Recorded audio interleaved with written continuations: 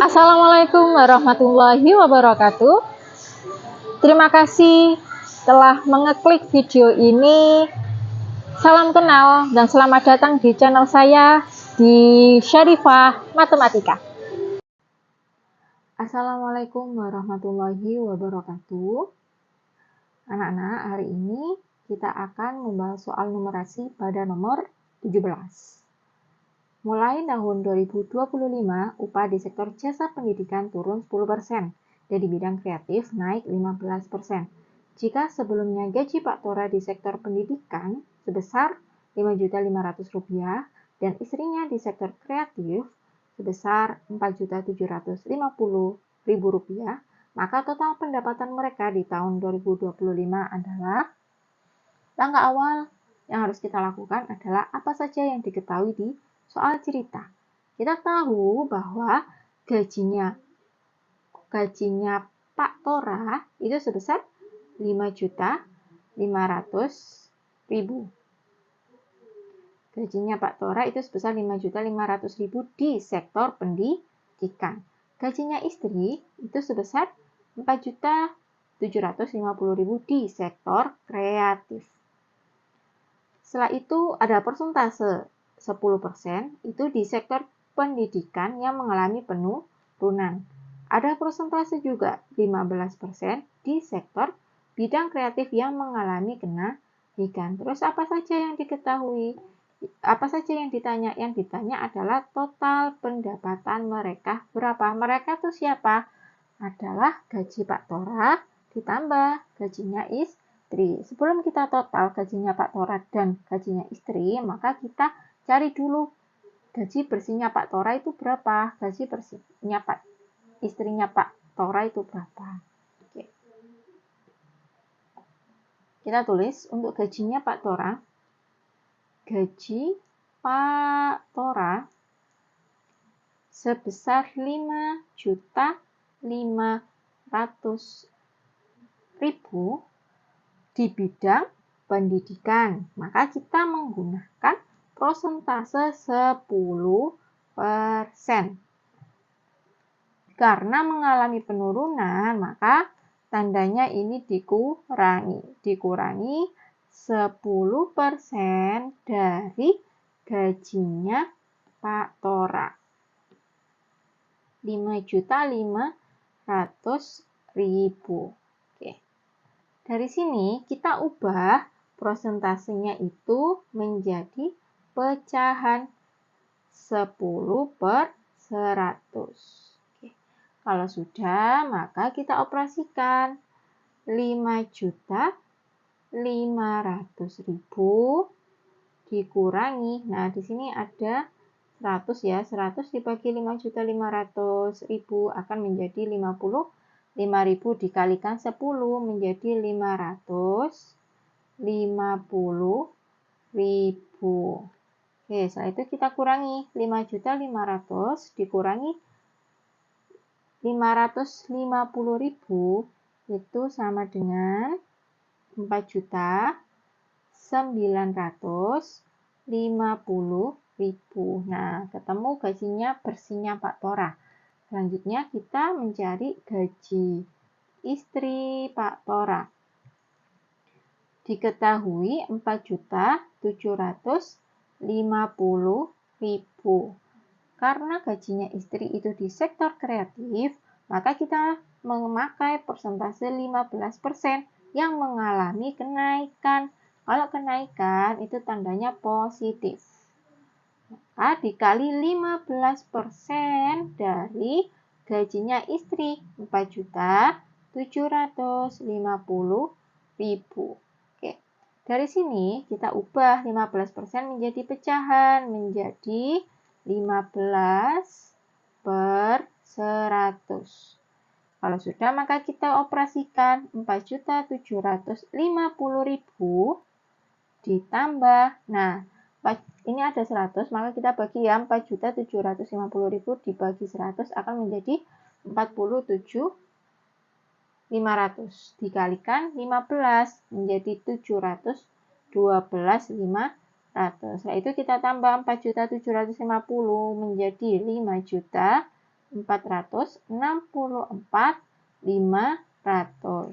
Sudah ketemu gajinya Pak Tora dan gajinya istri, maka kita isi total pendapatannya. Total pendapatannya untuk gaji Pak Tora 4.950.000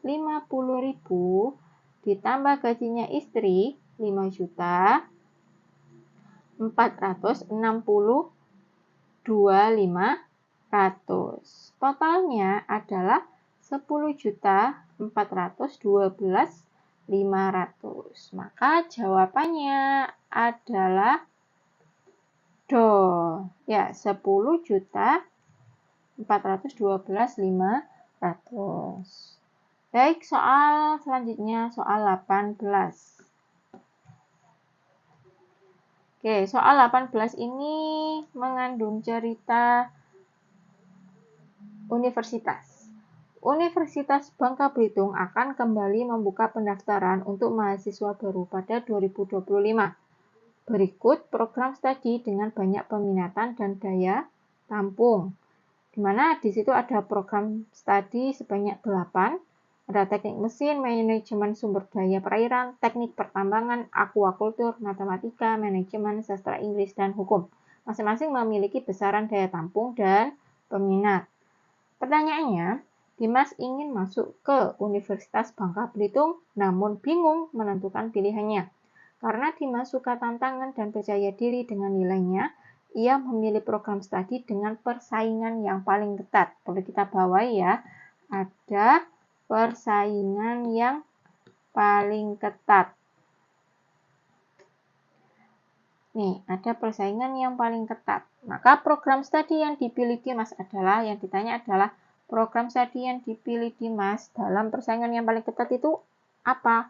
Apakah hukum, manajemen, pertambangan, aquaculture, atau matematika? Untuk mengetahui persaingan yang paling ketat itu seperti apa, maka kita melihat daya tampung dan peminatannya. Daya tampung nanti akan dibagi dengan peminatan, sehingga menghitungnya pakai perbandingan daya tampung dibanding peminatan. Jadi masing-masing program studi nanti kita hitung. Mulai dari teknik mesin. Teknik mesin itu 30 daya tampungnya ya, 30, peminatannya 66. Sehingga kita tulis 30 dibagi 66. Hasilnya adalah 0,45. Lanjut. Untuk yang manajemen. Manajemen 43 dibagi 68, maka hasilnya adalah 0,63. Selanjutnya adalah teknik pertambangan. Teknik pertambangan, daya tampungnya 32 dengan peminatannya 170, maka hasilnya 0,25. Lanjut untuk aquaculture. Aquaculture daya peminatannya 52, daya tampung 52, peminatannya sama dengan 45. Maka hasilnya adalah 1,15. Lanjut untuk yang matematika. Matematika daya tampung sama dengan 36 dibanding peminatannya sama dengan 57, maka hasilnya 0,63. Lanjut untuk yang manajemen. Manajemen daya tampung 63, peminatannya 623, maka kalau dibagi menjadi 0,1. Terus sastra Inggris. Sastra Inggris 32 dibagi 96, hasilnya 0,33. Untuk terakhir hukum. Hukum itu daya tampung 87, dibagi peminatannya 331, maka hasilnya 0,26. Oke, sudah kita hitung semuanya, dicari yang paling ketat. Artinya paling ketat, nilai yang paling kecil berapa? Nilai yang paling kecil. Nilai yang paling kecil adalah 0,1. 0,1 ini merumuskan ke manajemen. Ya, berarti jawaban yang paling tepat, yang cocok program studi yang disukai Dimas, yang penuh tantangan dan percaya diri, maka program studi yang dipilih itu adalah manajemen. Jawabannya adalah B. Paham ya? Oke. Kalau sudah paham, saya minta untuk nomor 19. Pertanyaannya adalah program studi dengan peluang yang berdekatan. Hasilnya tadi sama ya. Jadi perbandingan ini kamu bandingkan hukum dan manajemen. Apakah paling dekat? Nanti hasilnya, selisihnya. Hukum dan teknik pertambangan. Apa itu yang paling dekat? Nah, itu yang kamu cari. Silahkan untuk yang nomor 19 dikerjakan sendiri di bukunya masing-masing biar bisa latihan dan bisa menjawab soal dengan mandiri. Cukup sekian dari saya. Semangat belajar dan tetap belajar sampai akhir hayat. Assalamualaikum warahmatullahi wabarakatuh. Oke anak-anak, sekian dulu video ini. Terima kasih untuk partisipasinya dan terima kasih juga buat anak-anak yang sudah menonton video ini. Jika menurut kalian video ini bermanfaat, jangan lupa like, subscribe, dan nyalain bunyi loncengnya dan share ke teman-teman kalian sebanyak-banyaknya. See you next time. Bye-bye. Wassalamualaikum warahmatullahi wabarakatuh.